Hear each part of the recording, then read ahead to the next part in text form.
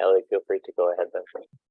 Okay, welcome everybody to this webinar co-hosted by the Asia-Europe People's Forum, No to War, No to NATO, and the International Peace Bureau. We're very grateful to have our speakers and all of our attendees be here. As you can hear, my voice isn't really cut out for moderation for the webinar today. So I'll be handing over to my colleague, Sean Connor, to take care of that. Thank you. All right, thank you so much, Ali, and thank you for all the work you've done in organizing and planning this event alongside our co-coordinators, No to War, No to NATO, and the Asia-Europe People's Forum. So as we all know, the 2022 G20 Summit taking place in Bali, Indonesia is upcoming, and it is here that these leaders will be meeting face-to-face to discuss the world's economic issues, as well as many other issues that are happening in the global sphere, including political situations, ongoing wars, etc. So it is with all of this in mind that we have planned the meeting today. And without further ado, I will turn over the word to our first speaker, Professor Walden Bello, who is the co-chair of the Bangkok-based Research and Advocacy Institute, Focus on the Global South. Walden, please go ahead. Yes, thank you very much to the International Peace Bureau and other organizations that are participating in this webinar. Let me begin by saying that though the war in the Ukraine is the leading geopolitical trouble spot today, the Taiwan Straits and the South China Sea is a close second. Now, the last 3 weeks have made this crystal clear. The United States issued its National Security Strategy paper that many have characterized as a declaration of enmity short of war against China. Branding China as the US's main geopolitical challenge, National Security Advisor Jake Sullivan asserted that the post-Cold War détente with Beijing, quote, is over, unquote. Now, at the recent Congress of the Chinese Communist Party, President Xi Jinping, for his part, warned China that, and the world, that, quote, stormy weather was ahead, unquote.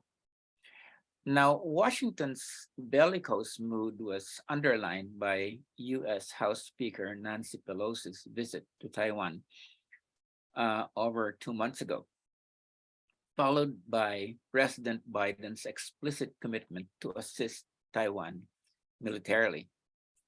Now, why is Washington being so provocative? Some say that its aim is not so much to provoke armed conflict with China as to undermine the Chinese Communist Party's leadership so as to shake its legitimacy domestically. The aim of the Pelosi visit to Taiwan, according to those who hold this view, was to show that Washington could do whatever it wanted, including tearing up the one China policy that has been in effect since the time of US President Jimmy Carter, and that Beijing would not be able to do anything about it owing to its fear of US military power.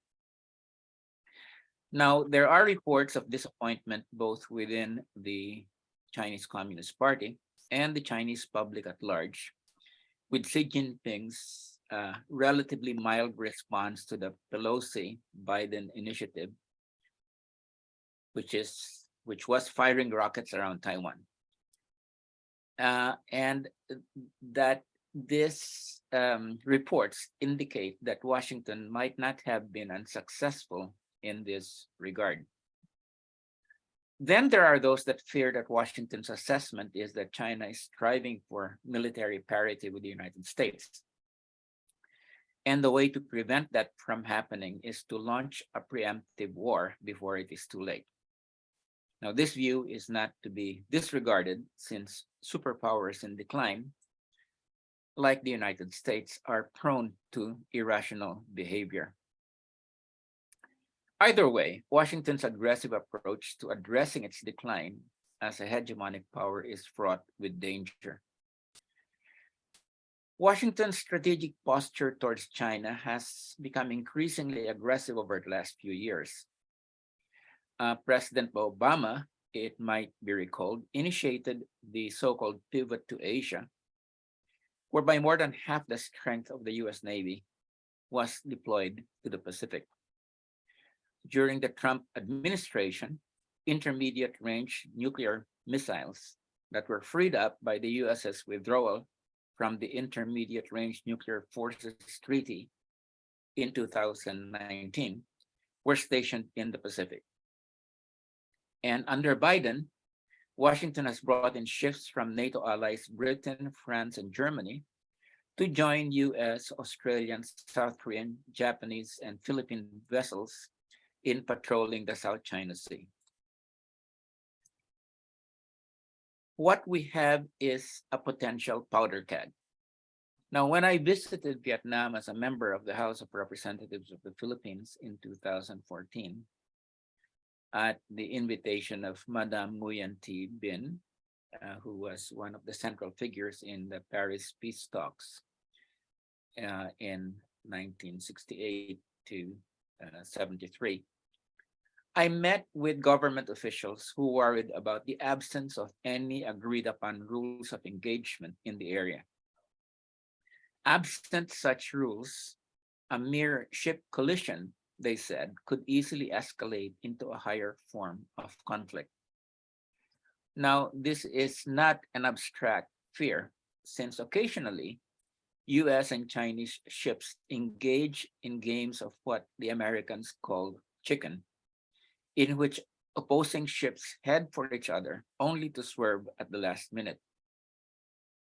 Now, what would happen if a ship swerves a few seconds too late and collides with the other vessel? Now, of course, we cannot be one-sided and simply blame the United States for heightening tensions in the area. China has unilaterally claimed over 90% of the South China Sea with its infamous 9-line map that has no historical or legal basis. And it has moved to grab, for military reasons, maritime formations like Scarborough Shoal and Mischief Reef that are in the exclusive economic zone of the Philippines. Now, there is no excuse for actions like these, which Beijing must stop. And China must engage in negotiations with the 4 ASEAN countries that have legal claims in the South China Sea to bring about a peaceful territorial settlement. However, we must also bring in the larger picture and view Beijing's actions as stemming from an effort to expand its defense perimeter, to protect its industrial heartland in South and Southeastern China from a potential attack from US bases and US ships that are within a striking distance of just a few minutes from the Chinese coast. Diplomacy, not further militarization, not hewing to a volatile balance of power, should be the response to the increasing tensions in the area. In this regard, I would like to call your attention to a very positive move by the Secretary General of the Vietnamese Communist Party, Nguyen Phu Trong, during his recently concluded trip to China. He reiterated to Beijing that his government would continue to hew to its, quote, 4 no's foreign policy approach in the region. That is, 1, that Vietnam would not join military alliance, it would not side with one country against another, it would not give other countries permission to set up military bases or use its territory to carry out military activities against other countries. And finally, to not use force or threatening to use force in international relations. Contrast this to the statement of the Philippine ambassador to Washington, a relative of President Bongbong Marcos, that the new administration, which has now been in power for 3 months, might give the US permission to use its bases in the country in support of Taiwan in the event of hostilities. And I think, that is a very alarming statement because what it potentially does is it opens up the possibility that it could get involved on the US side in the event of major conflict occurring over Taiwan.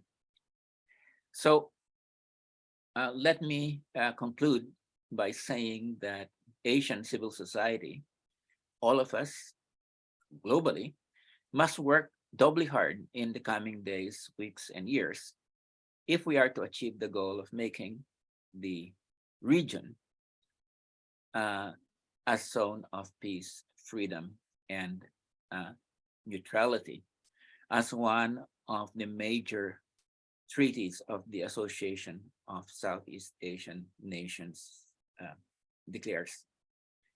I would just like to add here that the momentum within the US establishment for a confrontation with China, whether it is political or military, is extremely alarming at this point in time.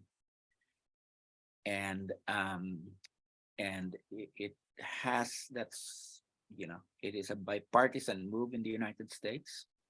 Democrats and Republicans, are behind it.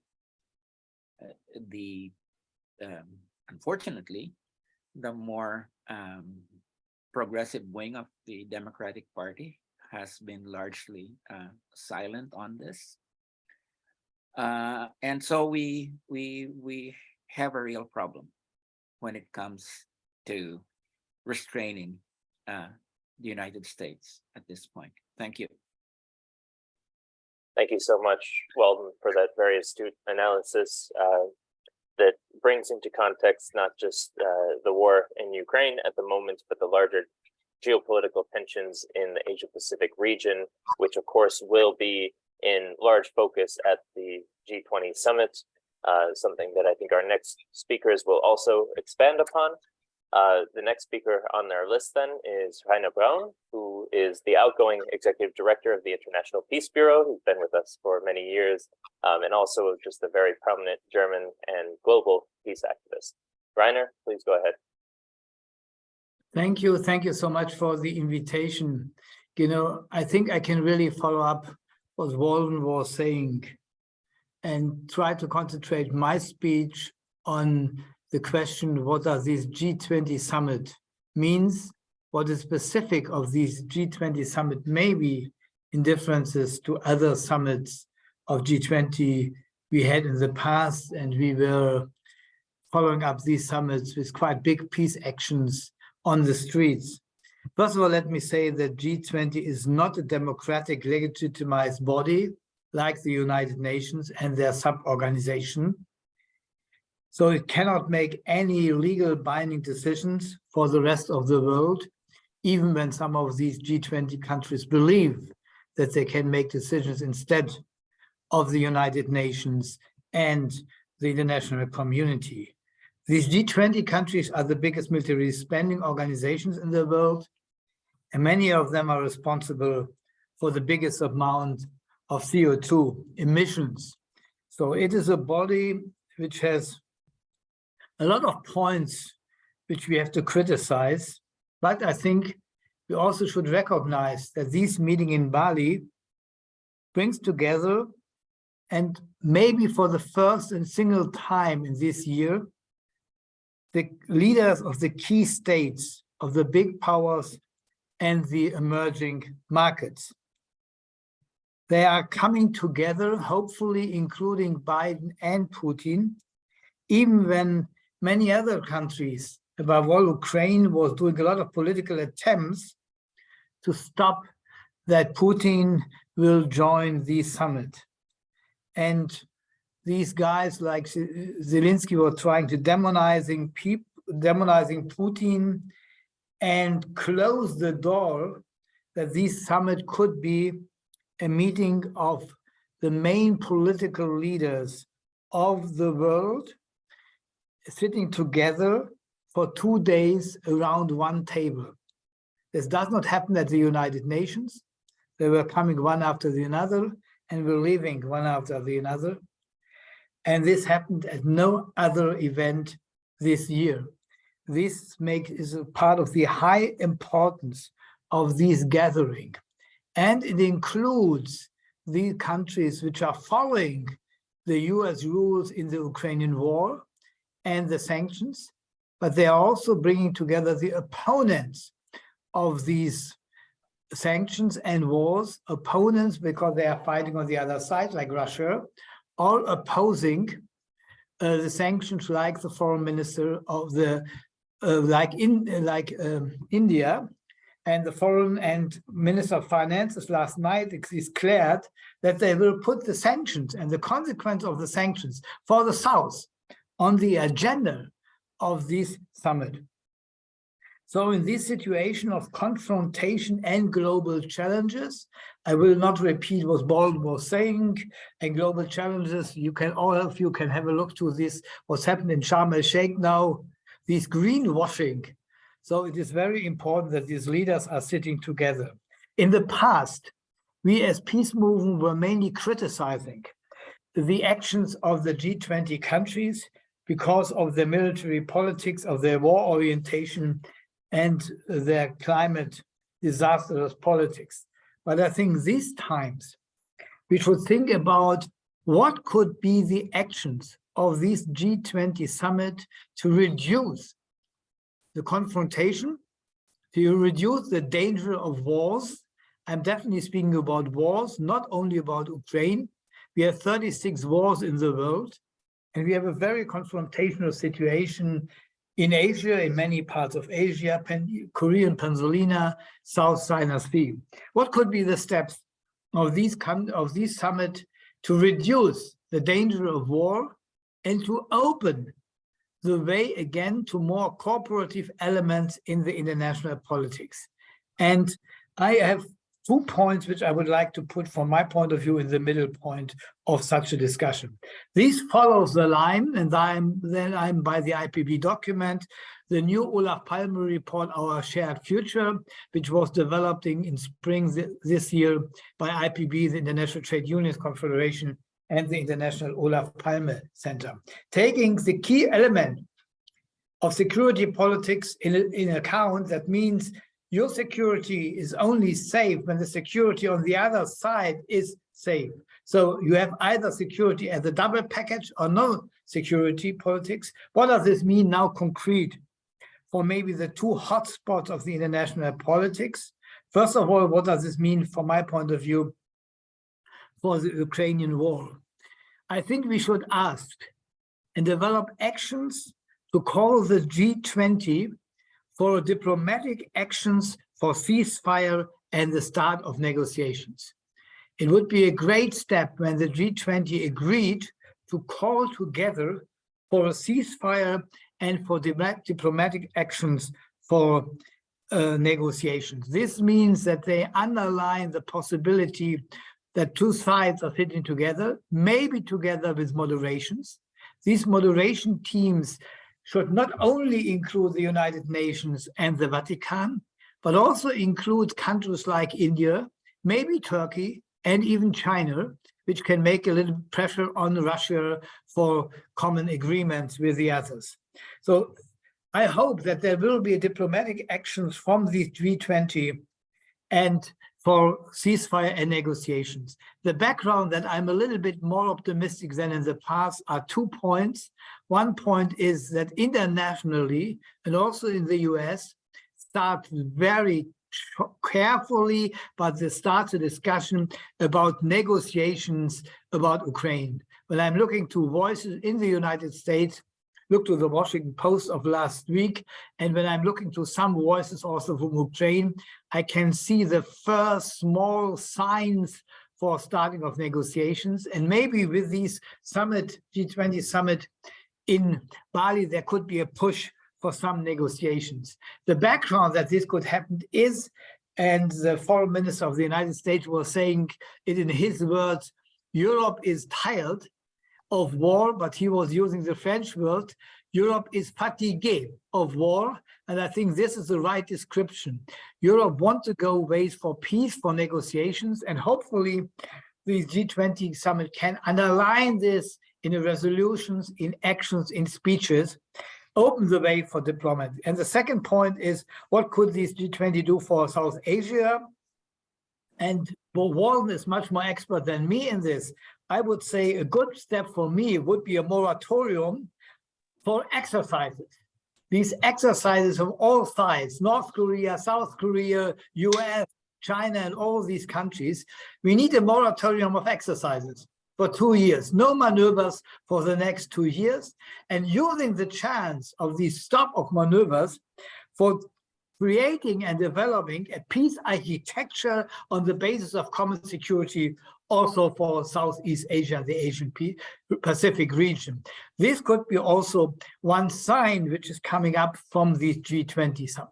Maybe I'm a little bit too optimistic, but this is the role of the peace movement to come with suggestions which are opening doors and floors, which we hopefully can underline with more activities and actions of the peace movement for negotiations, for a process of common security, for more cooperation and dialogue.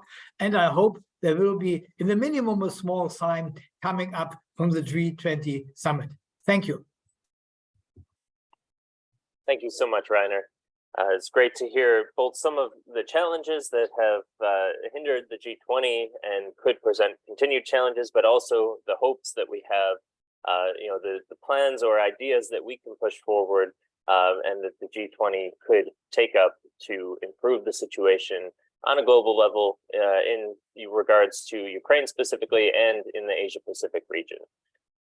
With that in mind, we now turn to our third speaker for today. This is Maria Hernandez, who is the convener of an Indigenous Landowners Association for people who have been displaced as a result of military-based development. And I may butcher the full name up here, please excuse me, but Hita Litekyan Landowners Association. Maria, please go ahead.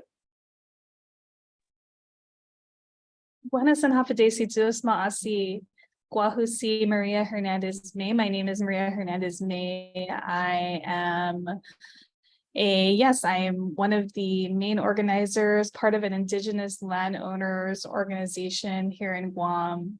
And I'm so grateful to be here today, so grateful to be able to raise awareness about what's going on here in Guam, ultimately to push forth this peace movement. And so grateful for everybody here who's doing the hard work, because it's not easy. None of this is easy. So I do have a short slideshow. I'm going to go ahead and share to screen. Just one moment.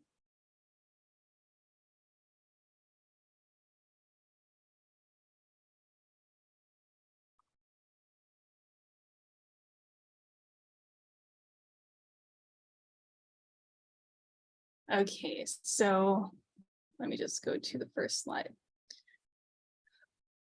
Okay, so I'm presenting today from the island of Guam. We are one of 17 colonies left in the world.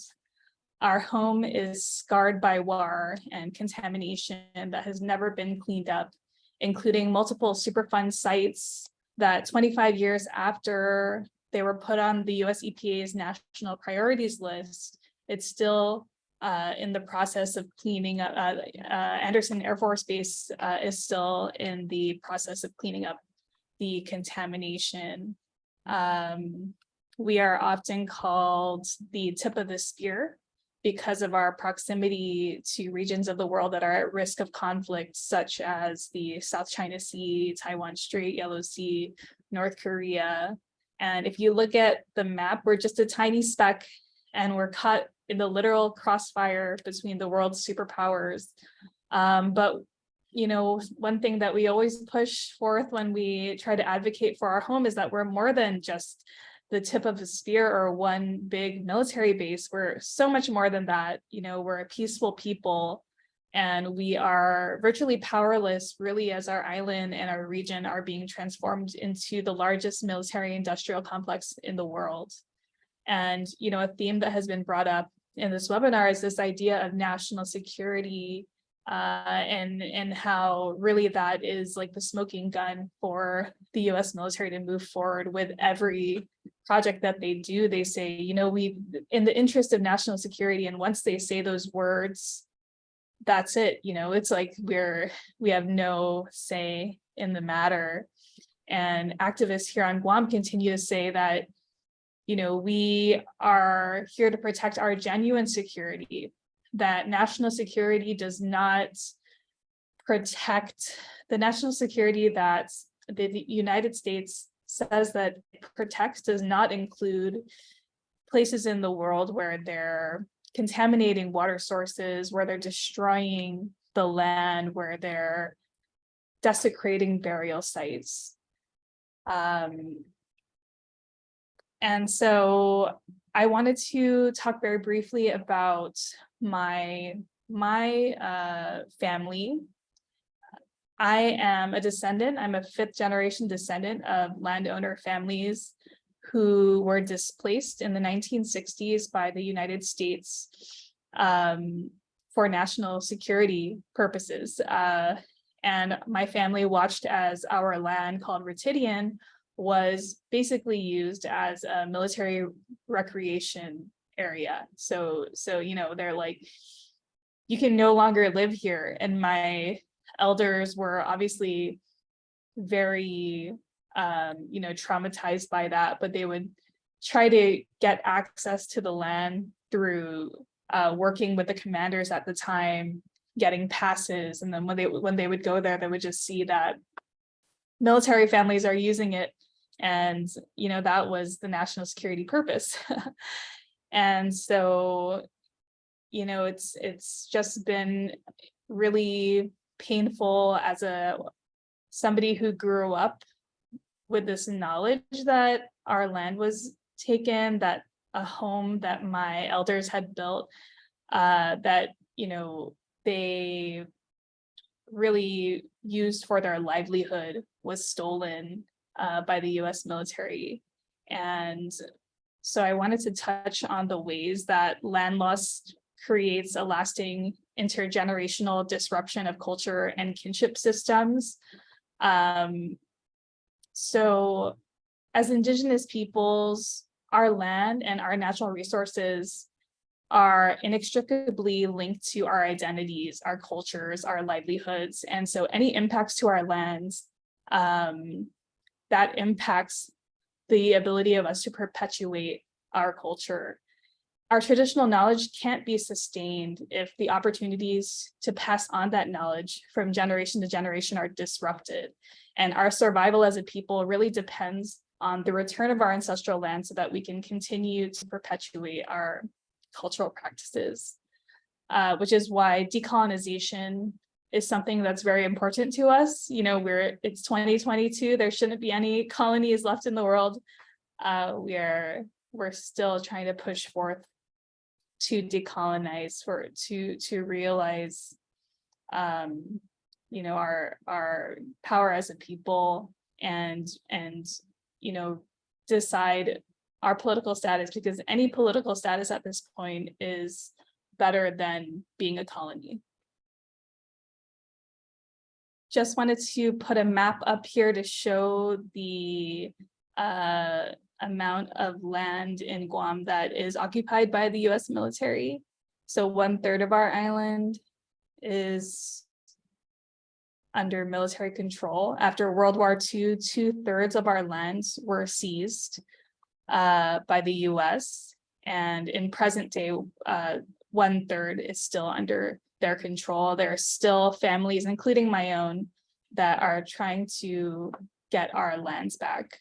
But unfortunately, the military buildup that is taking place in Guam is destroying more than 1,000 acres of pristine limestone forest habitat.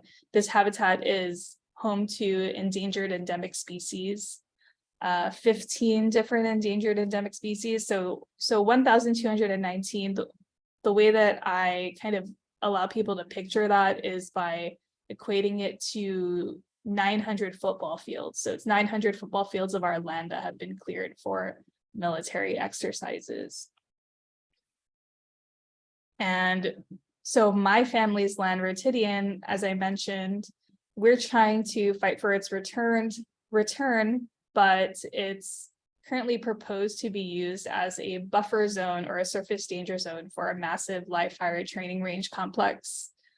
And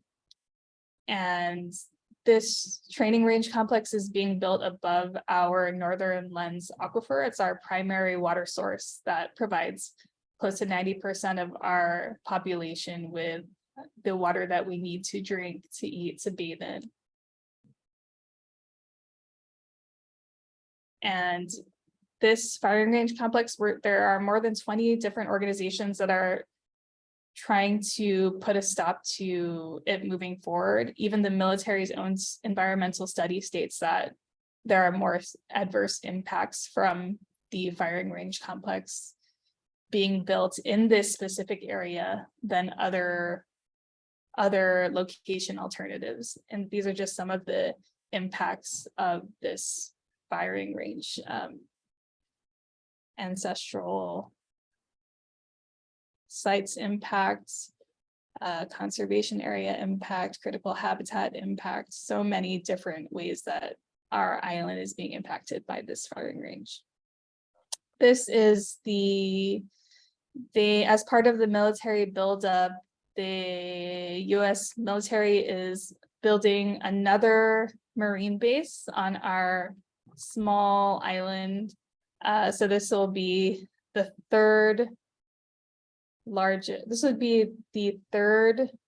military base. We have a Anderson Air Force Base, a naval base, and then now we have a US Marine base that's being built in northern Guam. So when you drive in northern Guam, if you all ever visit the island or have visited the island recently, you can see just mass clearings of land up in northern Guam.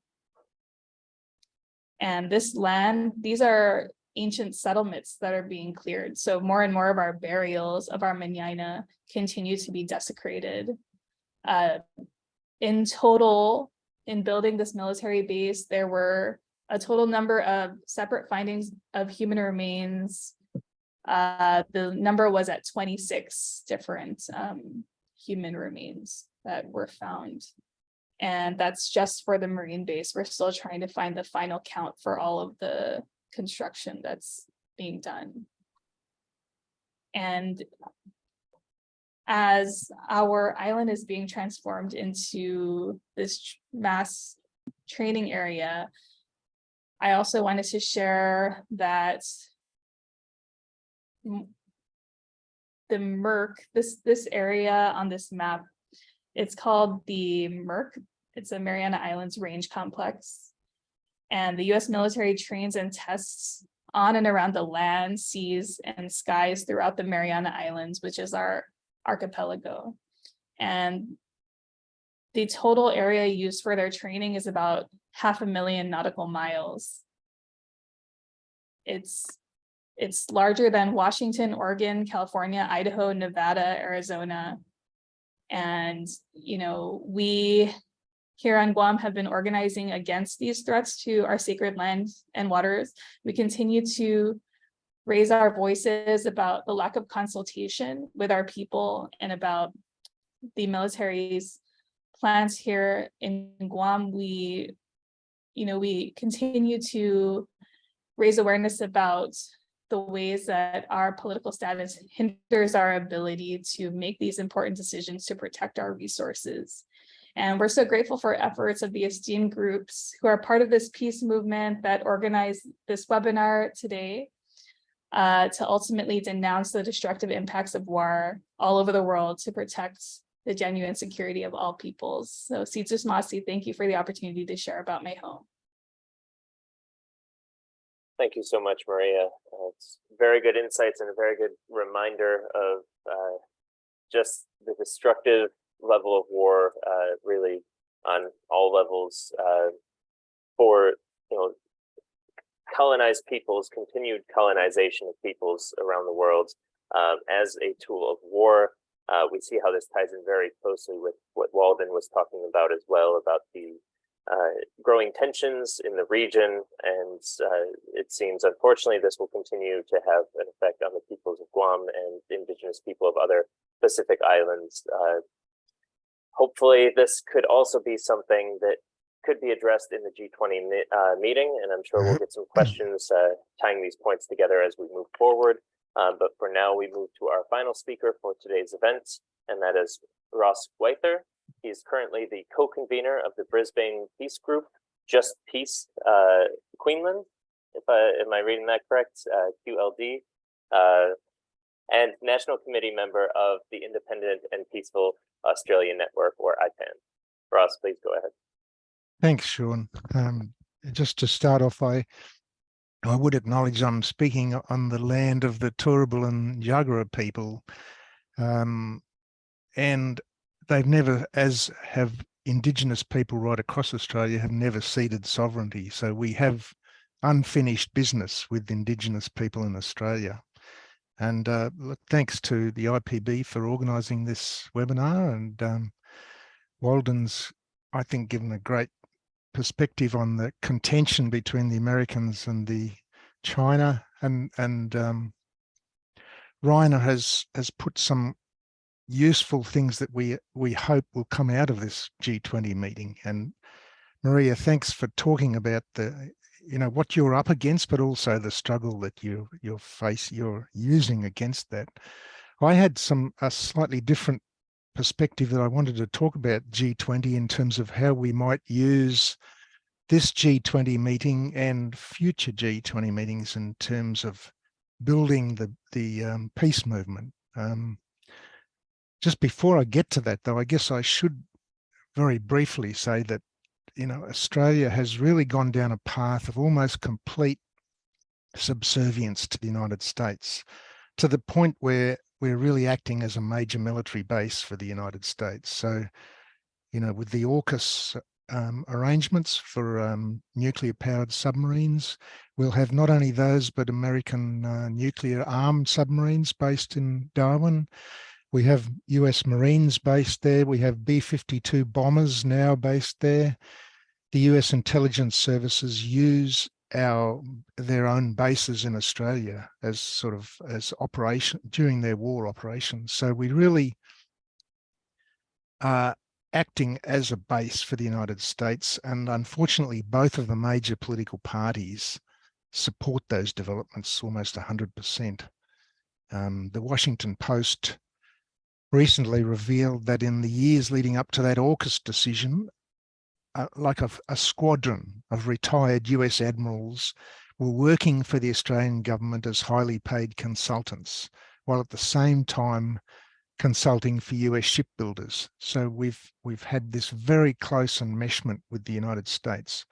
A former intelligence officer in Australia, now academic Clinton Hernandez, has just published a book in which he shows how Australia is acting as what he calls a sub-imperial power in carrying out the dictates of the United States. So, and the key point I think that he makes is this control in Australia comes from the overwhelming dominance of the Australian economy by American corporations. He shows that if you look at the 20 largest businesses in Australia, mostly they're in finance and resource industries. The average ownership by US capital is about 60%. So that domination of our economy, I think, is a key part of why we actually see the United States dominating our political policy making. And on the other hand, while the government is in lockstep with the United States, Australian public opinion is quite complex on this. There are polls showing a high degree of support for the US alliance that's come about because of the softening up of the public by the mainstream media and pro-US think tanks.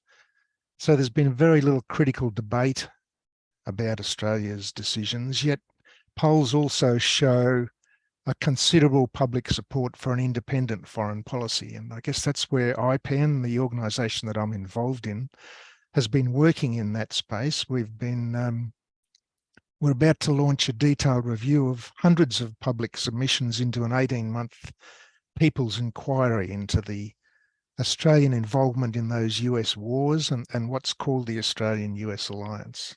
And this campaign has been bringing in quite broad sections of the Australian community, so that, for example, trade unions such as teachers and nurses, academics, maritime workers, electrical workers are joining with IPAN in various parts of Australia. So we're seeing, at the same time as the major political parties have this very strong tie to the United States, public opinion in Australia is changing significantly, I think.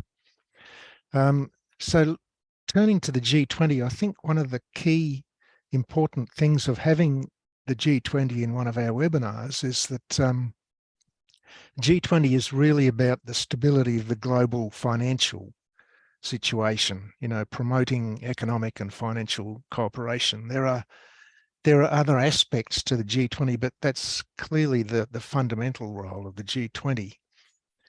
And we spend a considerable amount of our time in the peace movement highlighting the absurdities of military confrontations, and we argue against the sort of increasing militarization of our societies, but not as often do we look beneath the surface to sort of ask ourselves, what are those underlying forces that are driving this geopolitics and leading to this militarization? And I think talking about the G20 and the economic role of large corporations in manipulating national governments is a really critical development that we need to hang on to. You know, on the one hand, those big corporations are competing against rival sections of capital, but on the other hand, they're attempting to ensure a stable world situation for their continued growth of profits.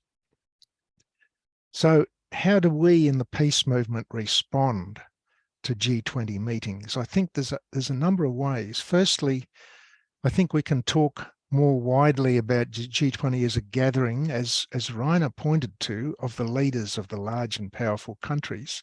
So it does provide an opportunity to highlight the importance of diplomacy and dialogue and negotiation. And I think that's an important thing for us to be talking to our own people through the peace movement, to be saying to people there is an alternative which can work. And the G20 is, as Reiner said, it's an opportunity where leaders of those countries are coming together and in principle could be talking about those sorts of opportunities. The second, I guess, role that we could be pointing to with the G20 is that in the long run, I think we need to rebuild our societies so they're not really dominated by private capital and by the imperatives of profit. But in the short run, the peace movement can address the role of private capital by campaigning for increased public ownership and control of strategic industries. In other words, an increase in the public sphere and an awareness of the public good. And I guess that's one direction that we in IPAN have been moving. We've made one of our aims around that whole issue. Tied to that issue, of course, is the regressive nature that trade agreements often have, because they give an immense power to corporations, you know, enabling corporations often to take governments to court for the damages that the national governments might implement if they implement policies that negatively affect the profits of those corporations. Now, I think that whole issue is very relevant to the peace issue, because it's those underlying economic contentions that are actually driving some of these military confrontations.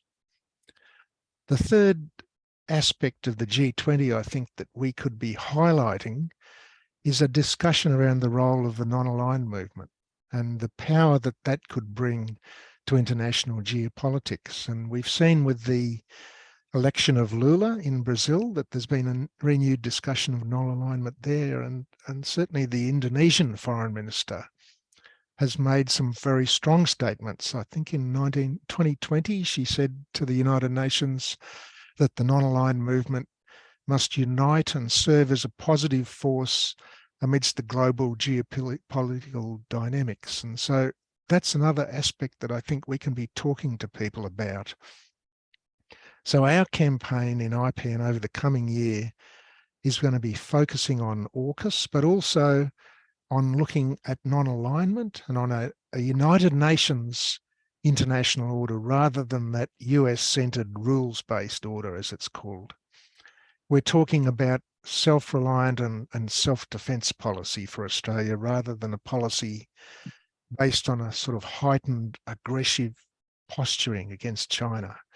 And I think these are ways that we may well be able to use this meeting of world leaders to actually build a broader discussion in our own peace movements. So I might leave it there. I can talk quite a lot more about the sort of developments in Australia if we get to that.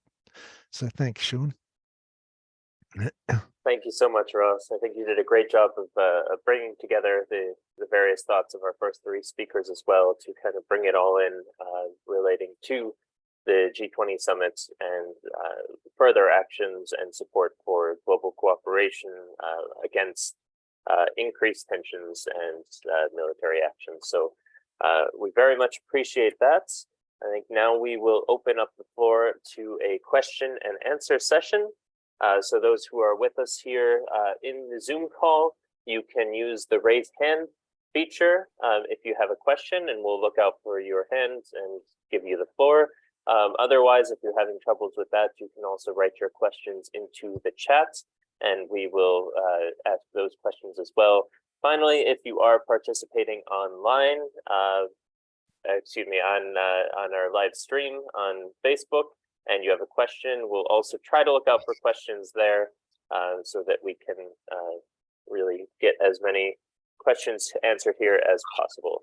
I'm not seeing any hands raised yet, but we'll give a minute. Otherwise, we can have a little discussion between the speakers while we're waiting for more questions.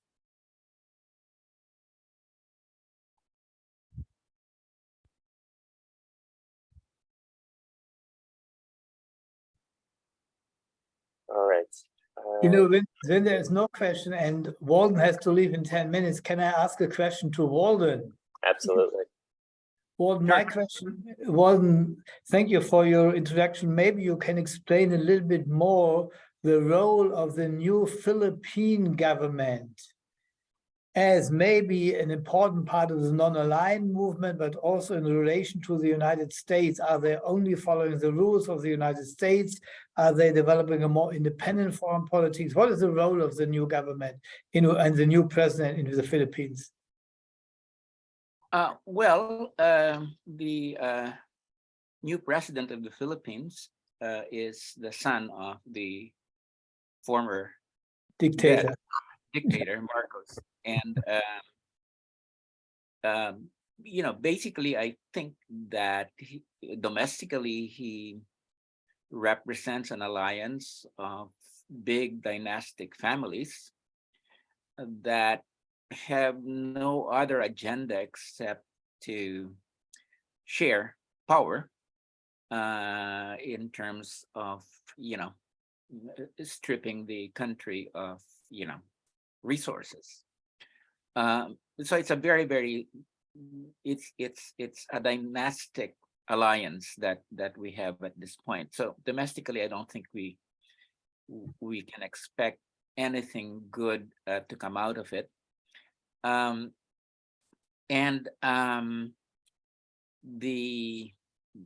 two families, basically the big, the Marcos family, that and the Duterte family, the vice president is Sara Duterte, the daughter of the former president.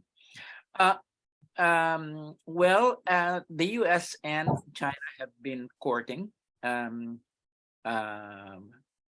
Marcos, despite the fact that Biden oftentimes speaks about human rights and democracy, the embrace of Marcos has been really quite shameful.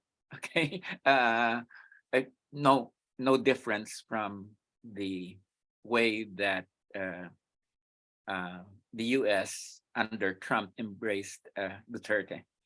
So I think the aim is to ensure that Marcos remains within the U.S. camp. I don't think Marcos has any intention of leaving the U.S. camp. Basically, the U.S. is quite entrenched in the country.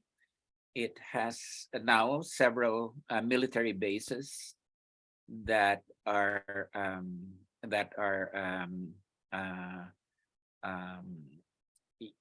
Philippine bases nominally, so the Philippine military is very, very much tied up institutionally with the United States. So there might be occasional statements about following an independent foreign policy, but I don't think we should really take that seriously. I do think that that the Marcos U.S. alliance is going to be key. And as I mentioned, the ambassador of the Philippines to the United States, who is a very close relative of the president, has already said or suggested, if there is a conflict in Taiwan, the U.S. That the Philippines would be open to assisting the United States in terms of troop deployments, I imagine. Of course, he said depends on whether or not the Philippines has interests that are involved. But nevertheless, I think that was give you an indication, because it was a very gratuitous statement.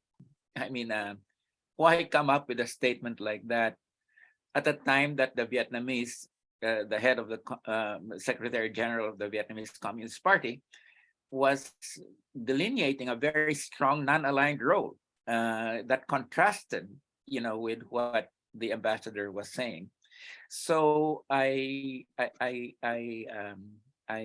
think that we should expect that the alignment with the U.S., though of course there might be attempts to try to bring in Chinese money, I think that's going to be, the centerpiece of this regime.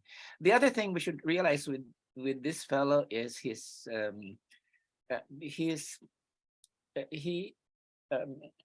really doesn't have a strong grasp of international politics.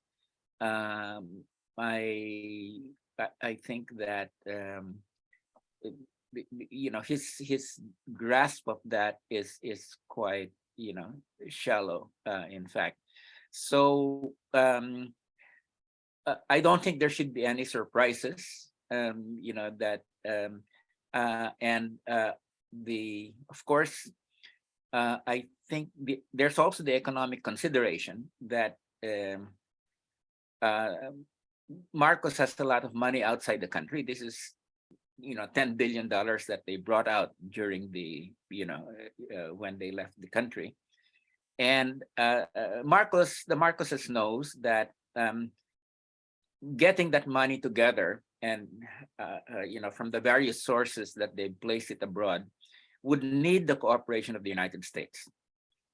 Because I think they've been seeing how if the United States wants to prevent international transactions from taking place, it could easily do it with its control of the global financial system. So I think that's one of the things that I would say would be very important in terms of keeping the United States have a hold on Marcos. I hope that answered your question. But in other words, Thank you so much. yeah, right. Thank you. Thank you, Walden, for this. I see we do now have a hand raise from Mohammed. Mohammed, would you like to please give your question? And just for all those speaking, I will ask for the questions, please keep your question to a maximum of 3 minutes. Thank you. Okay, thank you. My question goes to the last speaker that spoke from Australia. He made mention of trying to the need for each country to empower some of those business owners, such that at the end of the day, they could be able to go against some of the policies that have been set up by their government. And I think I really key into that idea, but I want to ask him, how best can this be achieved? That is my question to him. How best can we achieve this? Oh, thanks for the question, Mohammed. I think that's a very big question, which is not easily answered. But look, I think that amongst everyday people, there's a great feeling that, the whole neoliberal era has taken away something from all of us, that, the sort of public sphere has been shrunk and shrunk. And so I think there is a real appetite amongst ordinary everyday people to try and, take some of that back. So, to build a greater public awareness and a greater public control of things. Certainly I see that in Australia, and I suspect that's probably the case in many other countries too. But it does require a very strong grassroots movement that builds on the strength that people see of public ownership. In Australia, certainly we see that most of the valuable public institutions, the health institutions and the schooling and so on, are gradually divested into private interests, and those corporate interests don't operate necessarily in the interests of ordinary people. So there's a feeling amongst people that we need to change that, but it has to be a very strong people's movement for that to happen. I think that's the only way I can really answer it, that it's a fairly long process. Thank you, Ross. We have a hand up now from Leo Gabriel. Yes, good morning. I find it an excellent idea to approach the G20 and different public spaces, because after all, governmental spaces, because after all, they are the governments who are behind the wars. However, I ask myself, why don't we approach, in addition to that, another level of society? We know that in Russia there are people persecuted because they don't want to go to the army, and a whole movement is growing over there, very hidden and repressed. And what we less know, but I know that it exists also in the Ukraine, many conscientious defectors and people who are against the war, who is not against this hell which is coming from everywhere around them. So I ask myself, why don't we make some efforts to make some kind of a dialogue between the civil society members of Russia and of Ukraine, even also from the West, to show that there is a sort of a unanimous rejection of what the government policy is about, to create an alternative pole to this, what the Ukrainians call hell they are in it, especially now in the winter, and to claim for an immediate ceasefire. Question. Thank you, Leo. Was that directed towards a certain speaker or open to all of our participants? Open in general. Okay. Wonderful. Does anyone want to start us off with an answer for that? I think we're missing Reiner at the moment. But Russ?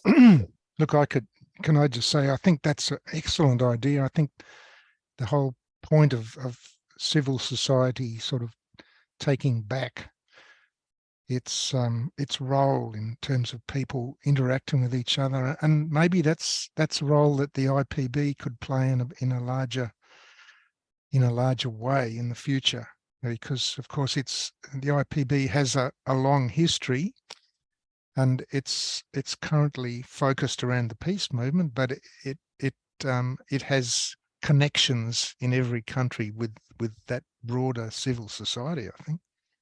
Anyway, I'll leave your others to say something. Maria, would you like to add something?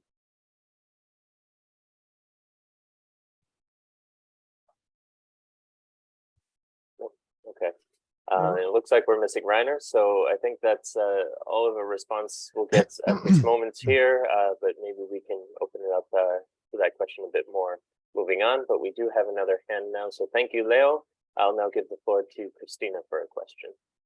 Yes, I would like to answer to Leo's proposal, because IPPF this connection and working on these, and there were several webinars and interviews, remember, to those with Yuri from Ukraine and Oleg from Russia, and also mentioned in newspapers and distributed worldwide. And of course, I think IPB is going on with these tasks and doing more in this direction.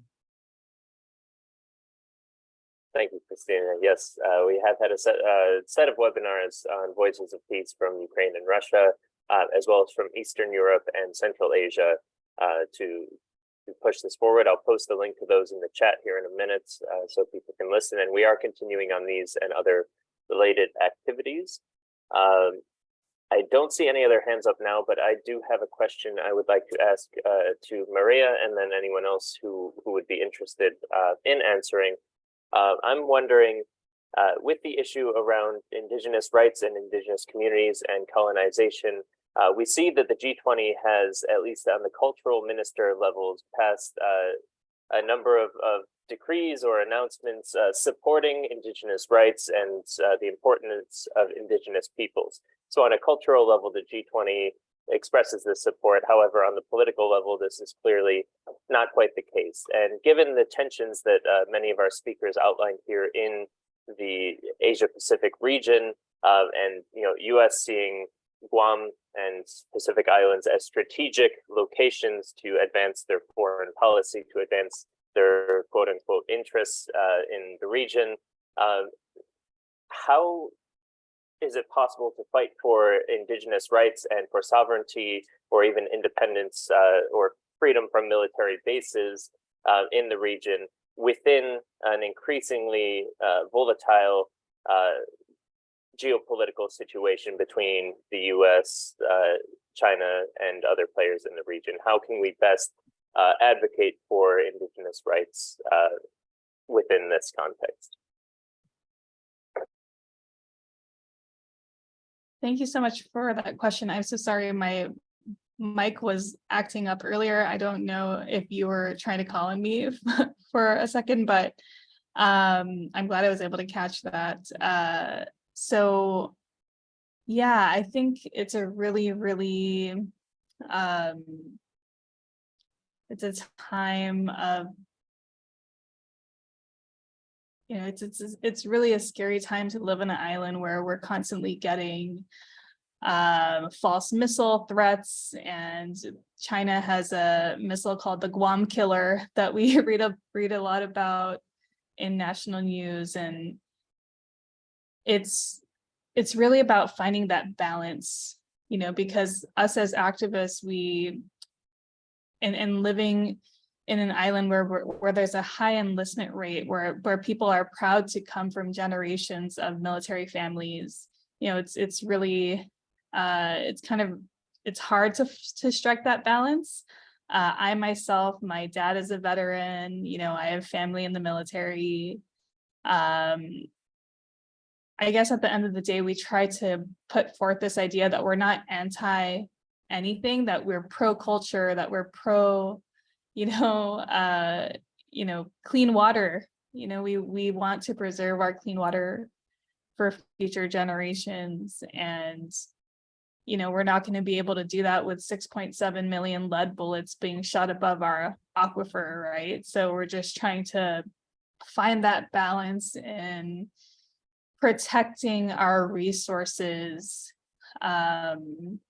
while at the same time, you know, just trying to let the military know that there are a lot of inequities involved with our political status. And yeah, it's difficult. It's hard to find that balance, but you know, we do what we have to do as a people to be able to continue to perpetuate our culture, to be able to not be erased off the face of the earth.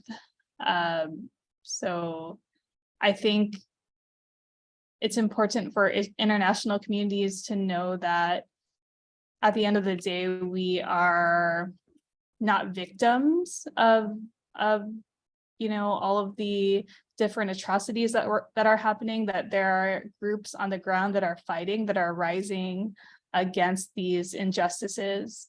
And, you know, we look for opportunities like this, and we're so grateful for opportunities like this to elevate our messages and to let people know that these are the realities of you know, people on the ground that are experiencing the impacts of militarization firsthand.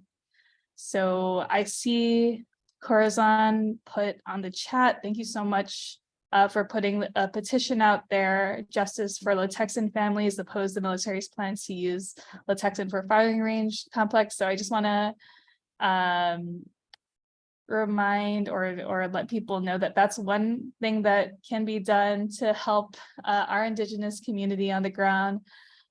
Sign our petitions, and we also join in solidarity with other groups throughout the Pacific, in Hawaii, in Okinawa, in the Northern Mariana Islands. There is a huge activist network that we're so grateful to be a part of.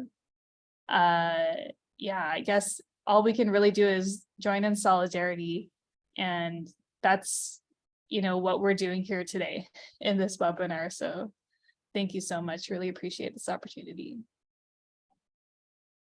Thank you so much, Maria. Yes, Rob, Sean, could I just ask Maria, just in relation to what you're talking about, Maria, I know in many of the Aboriginal and Torres Strait Island people in their struggle in Australia have made links with Indigenous peoples in other countries, certainly in North America and in some countries in the Asia Pacific too. And I'm just wondering whether you see those links amongst Indigenous peoples and their struggles as sort of an important part of what you're doing. Absolutely. When we come together and not just through like it's powerful to come together in webinars, but to physically meet too. Is over the last year, I've had the honor of meeting a lot of very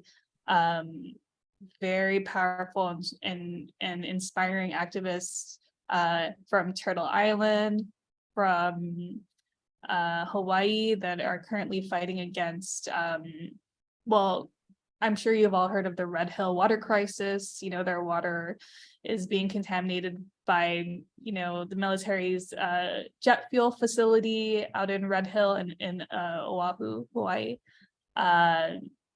So, you know, for me, it's been like a really cool year to finally meet in person these people that we here in Guam have been working with, like on social media and trying to organize virtually just to come together in person, has been really life-changing. And I'm so grateful for the opportunity to do that, to have done that, to have met all of these amazing people across the Pacific Archipelago. It's been great, and 100% have to say solidarity is key. It is key to doing this work.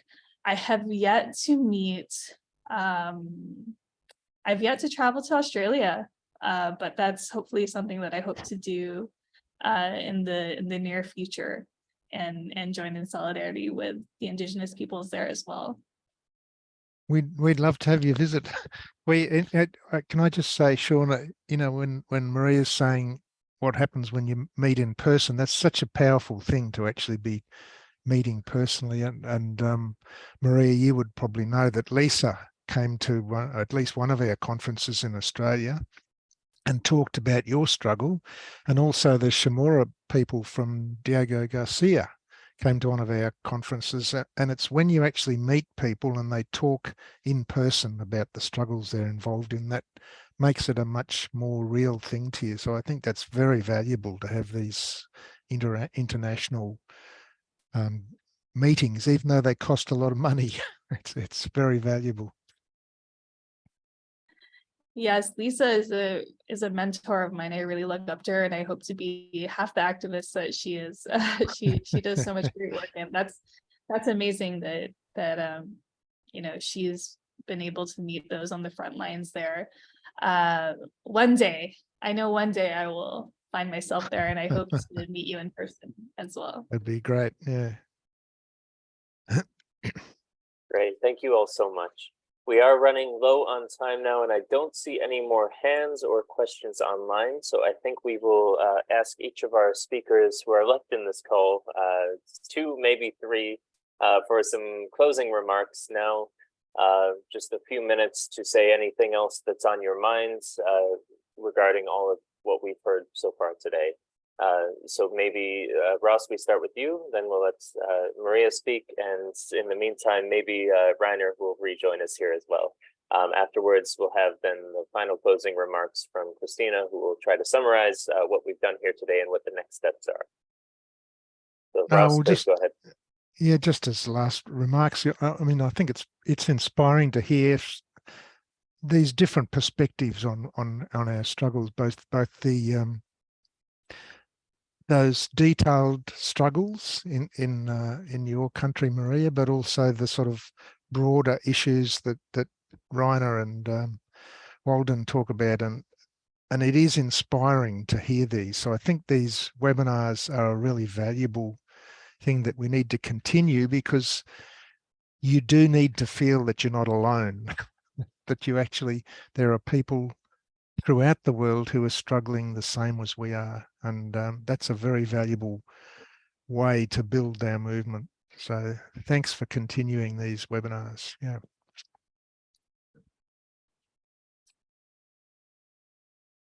Thank you, Ross. Actually, can I just say one more thing now that Reiner's here? Because Reiner was talking about that the G20 may come up with talking about a moratorium on military exercises. Is it something that the IPB could put together to actually send to the G20? I think it would be great if the IPB actually put out a letter to the G20 leaders saying this is the peace movement's prescription for you. I don't know whether you may already be doing this, but if not, that's my suggestion for tonight. Thank you so much, Ross. Yeah, I think it might be too early to say anything for sure at this point, but it's definitely a consideration. Maybe Reiner will say some words to that as well. But let's hear some closing remarks then from Maria. I guess the something that comes to mind is this idea of, mitigation when these wars move forward across the world. That's a word that I hear a lot, and a word that is put out in all of these environmental impact statements: mitigation. And I just want to say that there's no real preservation. There's no way for a community to thrive in the midst of destruction. And mitigation, there will never be enough mitigation to preserve lands, to preserve cultures, to preserve our waters in the midst of war. War is pure destruction, it's pure violence. And, it's time that we really take a stand across the world and say no to this mass destruction, and continue to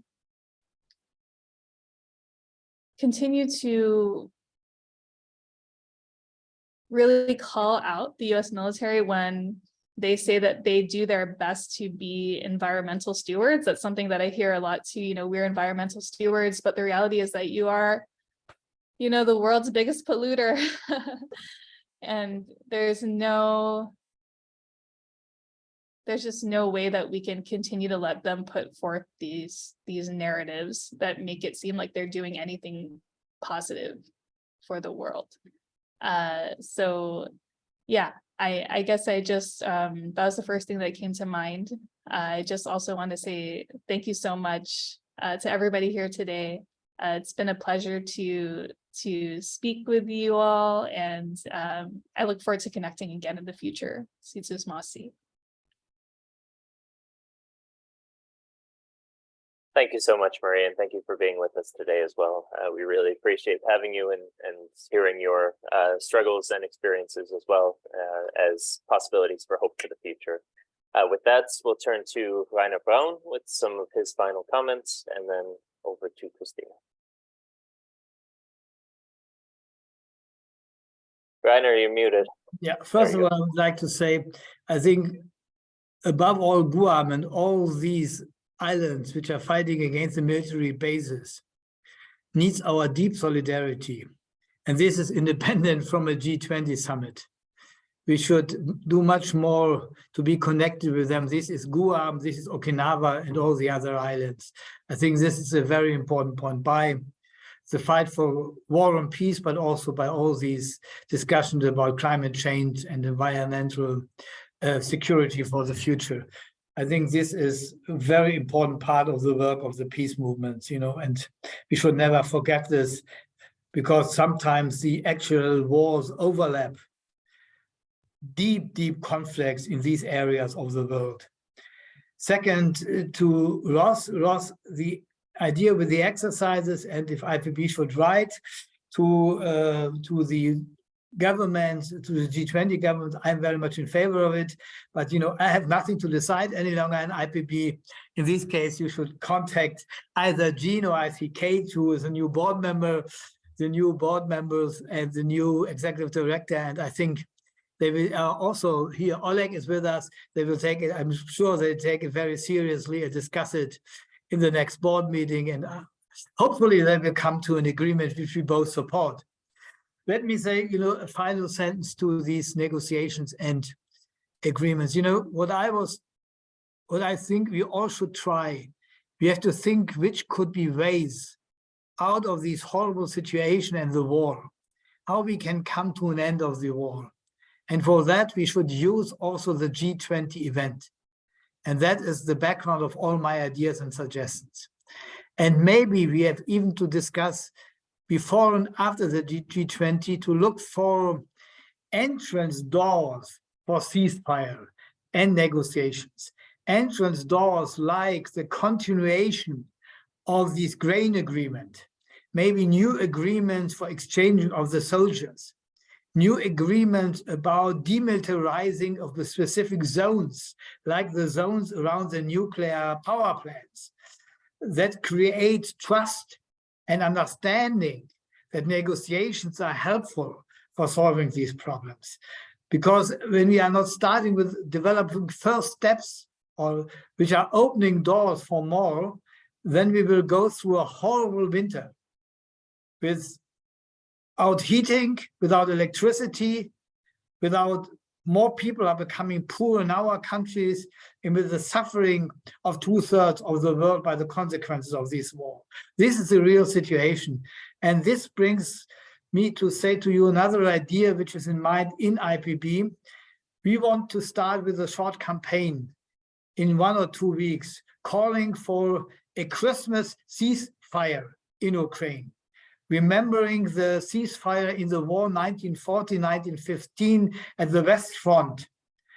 And when the soldiers out of the two sides were coming together, playing football together, drinking and celebrating Christmas together. And our call is, let's have ceasefire over the Christian and the Orthodox Christmas celebrations for starting and creating an atmosphere for future negotiations. And hopefully we can come out with this idea during the next maybe 10 days. And I would like to ask all of you to support this idea, to spread this idea in your countries, because, you know, our job as Peace Movement is to mobilize people, to raise awareness, but also to look for ways how we can come out of this horrible situation of the war in Ukraine. So we all need your help and support. And I'm sure that this webinar was a part of this creative process for engaging us more in finding ways out of the war. Thank you so much, Reiner, also for bringing in some of our activities that IPB and our partners are working on in the coming months. Please, in order to follow all of these developments, you can follow IPB via our website, www.ipb.org, as well as on social media, Facebook, Twitter, LinkedIn, Instagram, YouTube. And this video will also be on our YouTube page for further viewing for those who are interested. Just before giving the final word to Kristine here, I would like to mention 2 upcoming events that are quite important. First of all, as someone had mentioned, webinars like this should continue. We do have a part 2 to this webinar series that takes place 2 weeks from today. The title is Global NATO, the Economic Wars Against Russia and China. I've posted the information in the chat, including the registration link, and we'll have more information on that coming up in the future. There is also on November 17th, and I will post this in the chat now, a conversation that we have with Jeffrey Sachs on reaching a just and lasting peace in Ukraine. That's at 4 p.m. Central European time on November 17th. And that will also be recorded for later viewing for those where it might be too late in the evening. So you have all of that information. And now with that in mind, I'll give the final words and closing remarks to Kristine Karch. Yeah, thank you for the invitation and for giving me the closing remarks, which is not easy for me because Reiner did a really good speech at the end, and the proposal for the next activities, which I think also the NATO network, where I'm coming from, will support and will act. For me, this webinar was very interesting and close to me, especially with the example from Maria from Guam, how disastrous militarism is, not only in case of the military bases and all the maneuvers, but also destroying societies, and what she's talked about this, and culture and all this, and is part of the post-colonialization of the whole world. And for this, I think, besides these short-term activities Reiner mentioned, it's really necessary to overcome military alliance. NATO is, of course, the biggest and most dangerous and globally acting, but also other alliances existing here.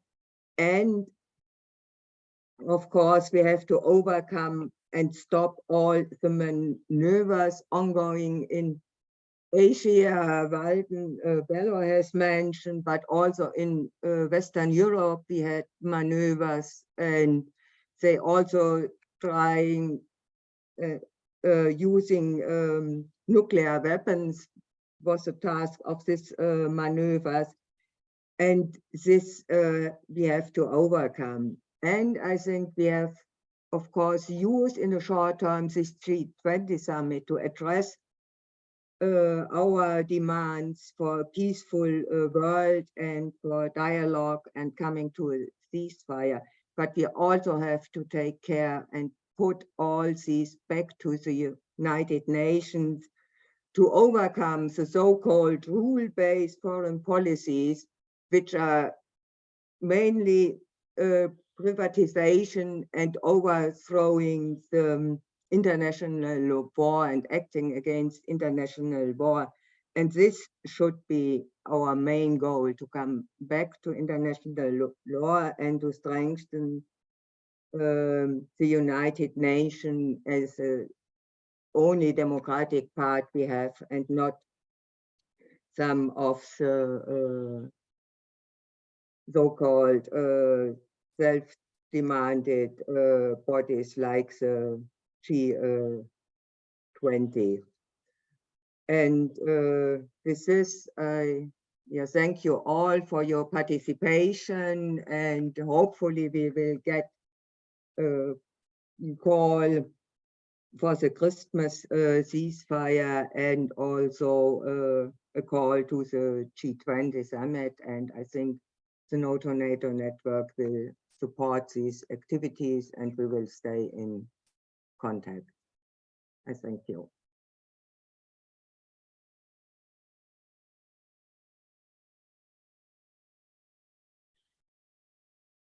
Thank you, Kristine. That concludes our meeting for today. We wish you all a good rest of your day, evening, nights, and look forward to seeing you at upcoming events.